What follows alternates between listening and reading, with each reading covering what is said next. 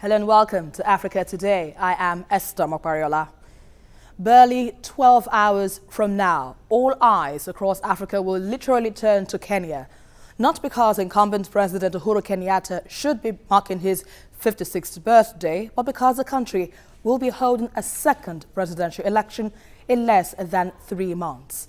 The drama and tension that trailed the annulment of the August presidential poll has refused to go away after weeks of unprecedented uncertainty in the East African nation.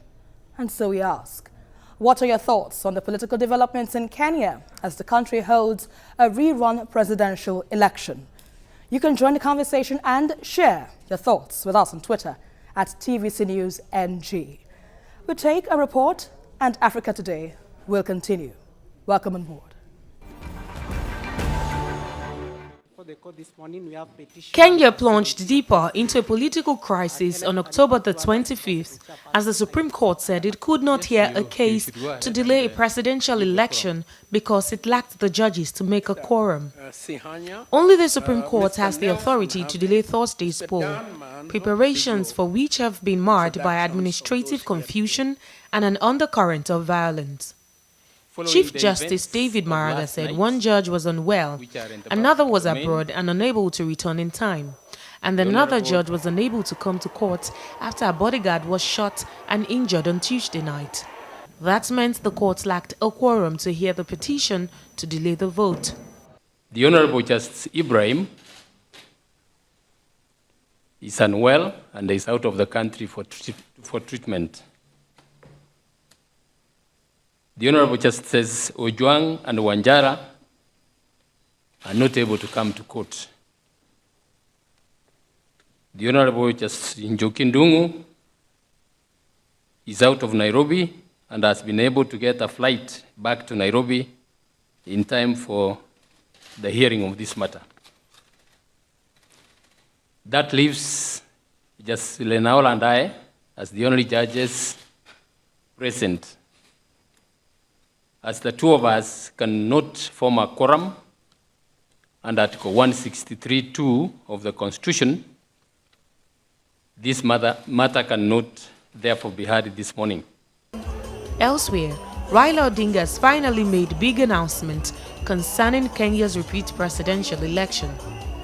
Addressing his supporters at Uhuru Park in the capital, Nairobi, Odinga said the National Super Alliance had transformed from a political coalition to a resistance movement. The bloodthirsty regime is planning to use every excuse to massacre our people. Let us deny them that chance. As we do this, we must always remind ourselves that we face these challenges as Kenyans, united in the suffering from the tribulations brought upon this country by Uhuru Kenyatta and William Ruto. None of us is the beneficiary of this tyrannical two-sum rule. At the same time, the opposition leader, who has since pulled out of the repeat election, asked NASA supporters to hold prayers away from polling stations or stay at home as Kenya holds what it terms a sham repeat presidential poll. Welcome back. Amidst the high tension and fears of violence, Kenya's presidential election rerun is set to go ahead after the country's Supreme Court failed to consider a petition to postpone the highly contentious vote. The petition, filed by 3 Kenyan voters and a human rights activist, argued that officials couldn't ensure the credibility of the poll. Joining me in the studio on Africa Today, I have Professor Anthony Killer from the Center of International Advanced and Professional Studies in Lagos, Nigeria. And on Skype, I have Dr. John Mbaku, lecturer, Weber State University, Utah, in the United States of America. Thanks a lot, gentlemen, for being a part of the program. Thank you for having me. Thank you. Right, let me begin with you now, Professor Anthony. Looking at this case, only 2 judges were able, 2 judges out of 7 were able to sit to hear this case. Unexpectedly, one would have said otherwise, but the opposition, looking at this matter, says it is a clear case of intimidation of government institutions. Do you agree with that? Well, for starters, you can't blame the opposition for being suspicious. It's a very bad coincidence if we want to be neutral about it. Obviously, what we have here is a not coincidence, so it is legitimate to suspect either compromise or intimidation. I think it's a sad day for democratic process in Kenya, and we should look at it very close to see, what actually happened. I think this is a sort of a preamble to history in the making, and sadly enough, it is not great history that is being made. So, but if you had to look at it critically, do you have suspicions, as it were? Yes, I do. The short answer is yes. The qualified answer is that we need to explore. I mean, it's happened so rapidly, also quickly. A judge had her aide shot, somebody is sick, somebody is out of the country. I mean, this is a crucial case. This is the Supreme Court sitting to judge the presidential election, So it's not a case of missing your flight for a friend's 47th birthday. For a party, If it's 58, it's even serious. You plan ahead, this is bigger than a wedding, as it were. So for people just to not turn up, it raises suspicion. In the Lagos Palace. In the Lagos Palace, it's bigger than a rat. We spell a corpse here, bigger than that. And it's either intimidation or compromise. Now, Dr. John Mbako, do you share the same sentiment as well? Yes, in a way, yes.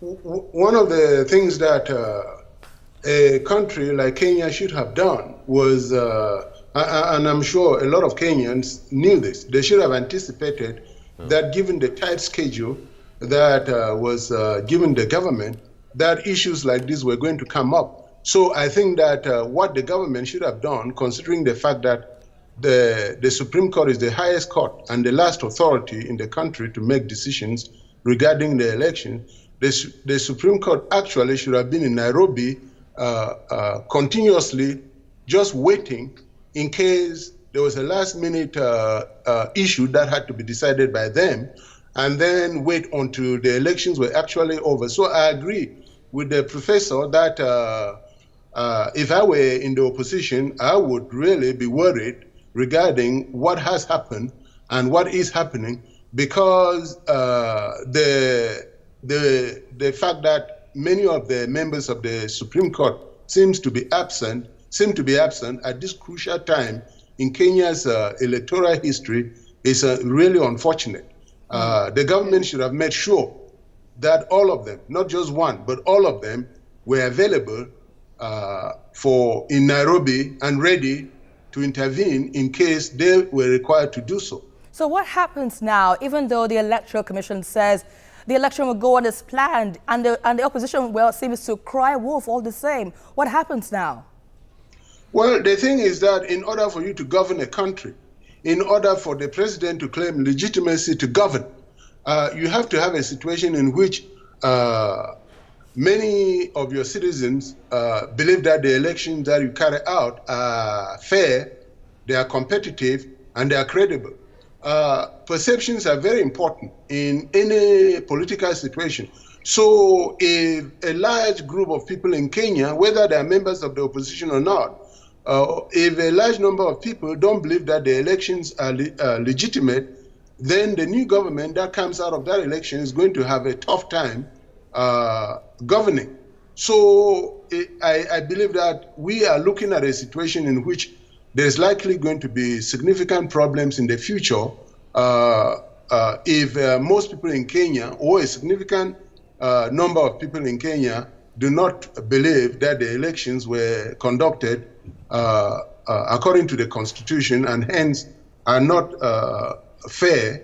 In their opinion, they are not fair, they are not legitimate, and so on and so on. So it's very important for the government, it's incumbent upon the government to make sure that the elections are carried out in such a way that a majority of the citizens in the country believe in those elections. If that doesn't happen, then governance becomes a very difficult issue. All right, let me hold your thoughts for now. We need to go on a very brief break. You're watching Africa Today. We've been looking at the political developments in Kenya as the country holds a rerun presidential election.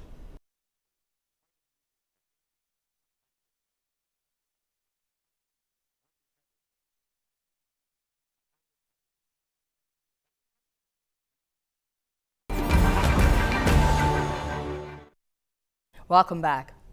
Kenyan opposition leader Raila Odinga has called on supporters of the National Super Alliance to boycott Thursday's repeat presidential election. If latest comments by Odinga are anything to go by, then Kenya may have lost a political party and gained a resistance movement. So yes, Professor Akila, you were telling me before we came back on break that possibly it's not about the government ensuring now that the Supreme Court have a duty to do here, to play in terms of delivering judgment as it should.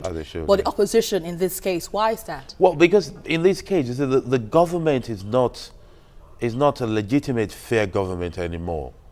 The government is a party to the case.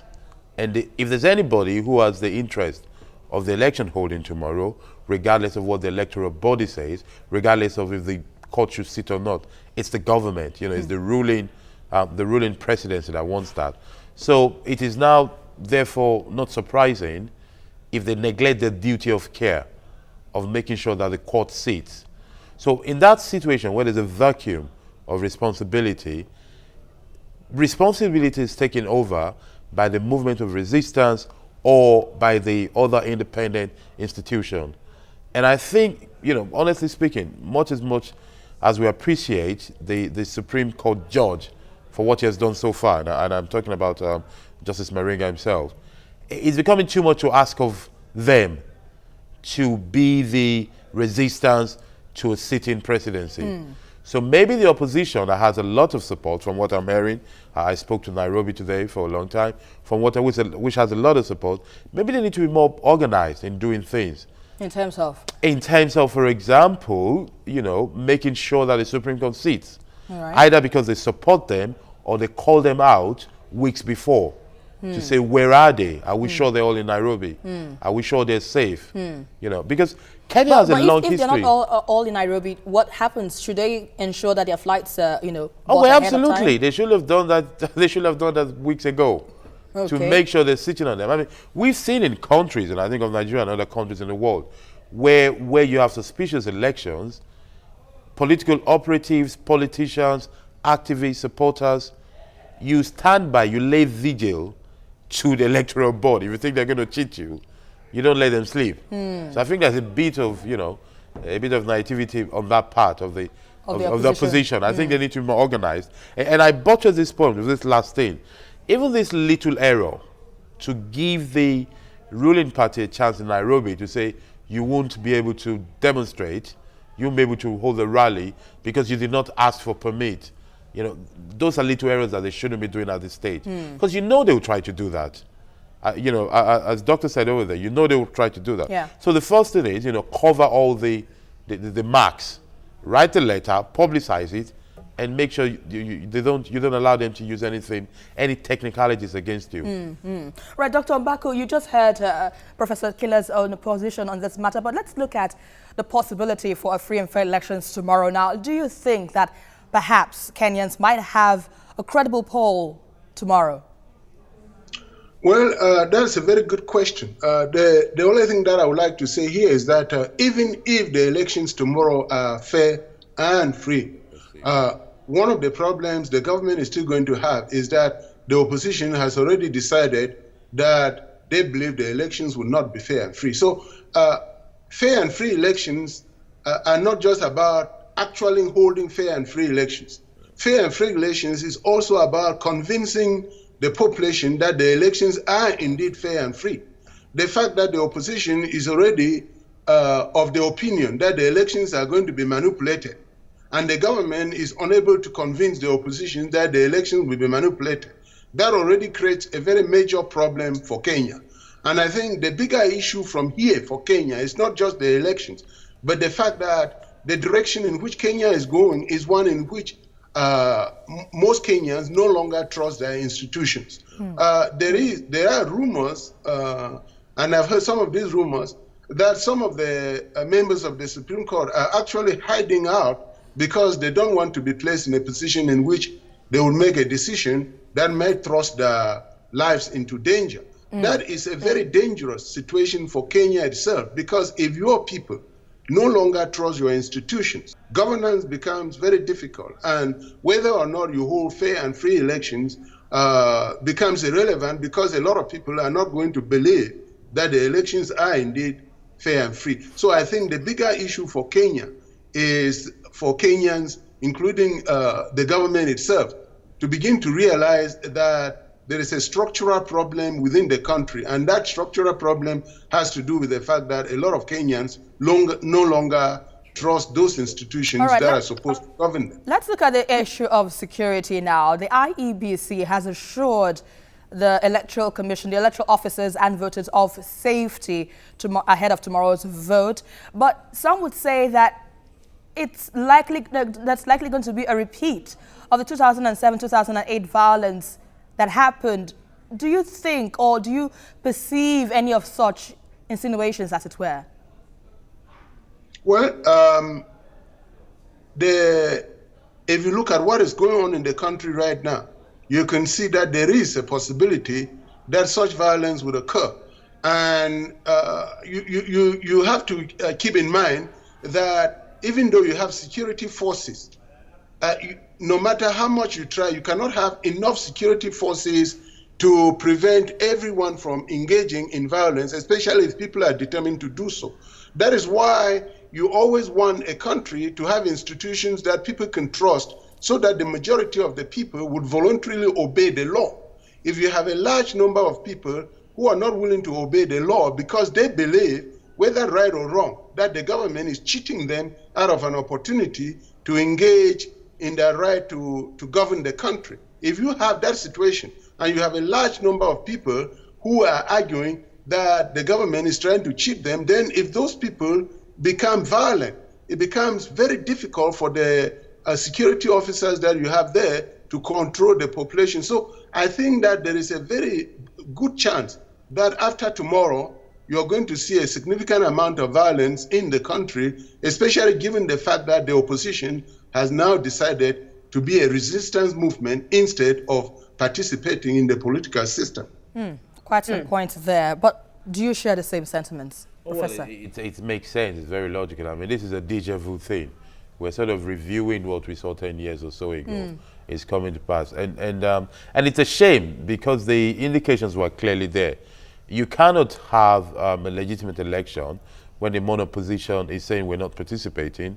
You cannot have a legitimate or fair election where there are signs of intimidation and aggressions all over. You know, this is a story of a death announced. The idea that they need to look back and assure security, you know, this is what we call a situation where the toothpaste is out of the tube already.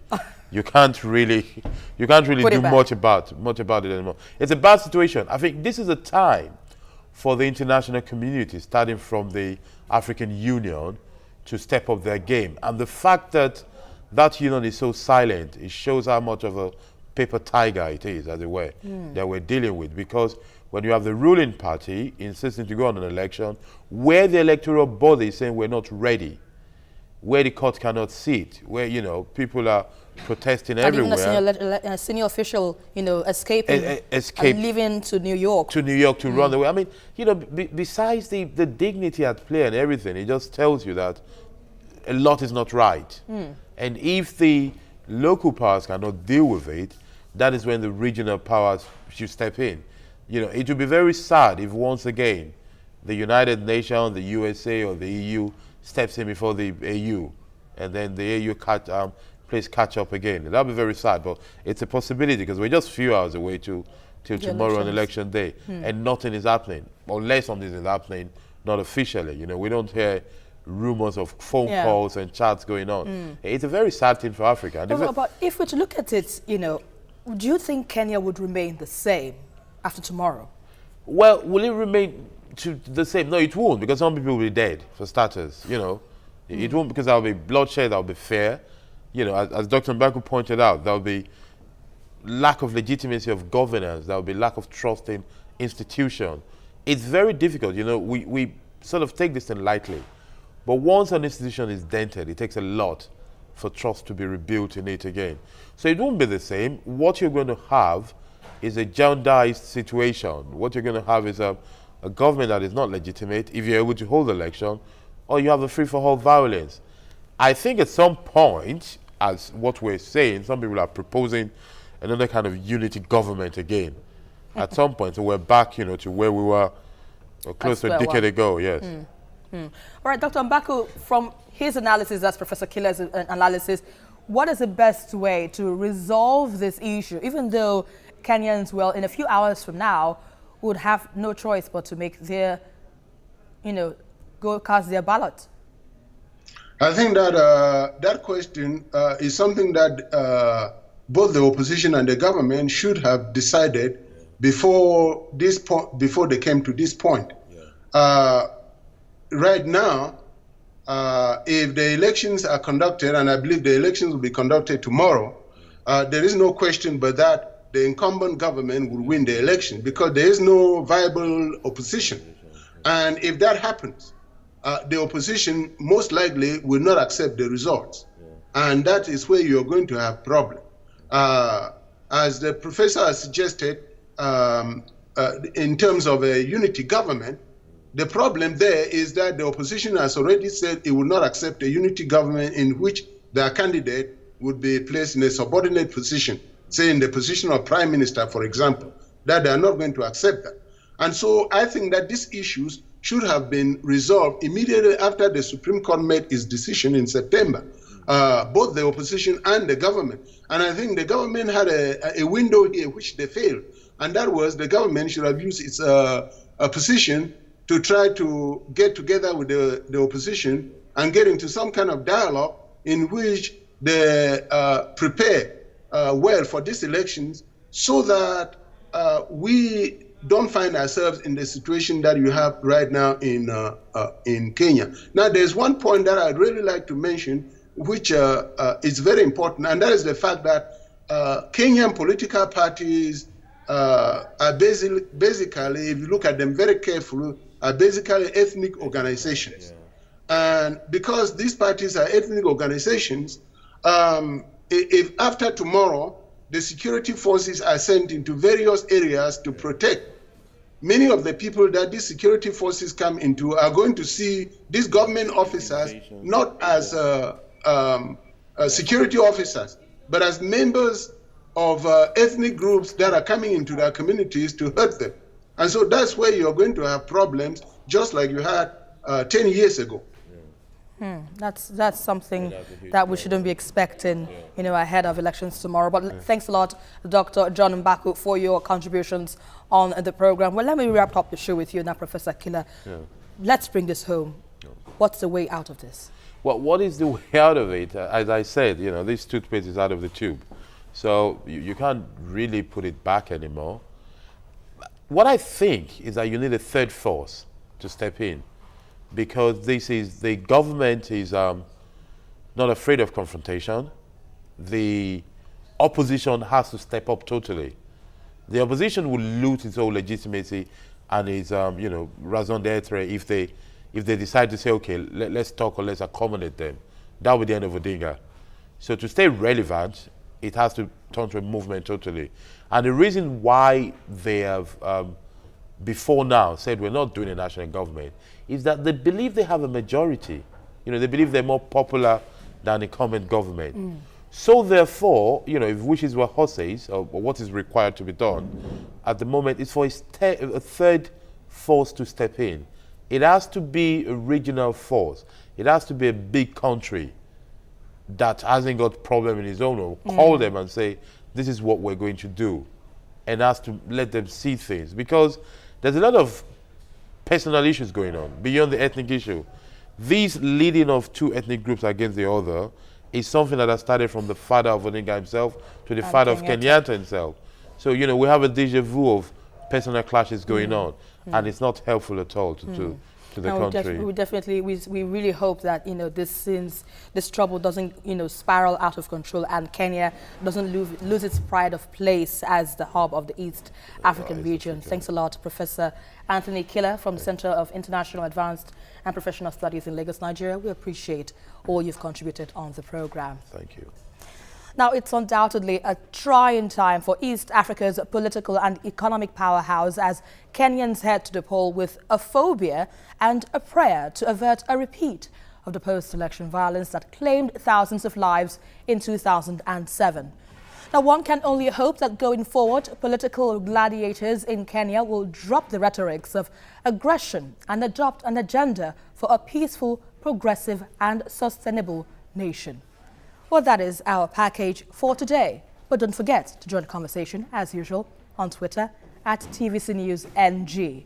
And follow me for updates around Africa at Esther TVC News. Until the next one, I am Esther Makwariola, and always remember, change starts with you.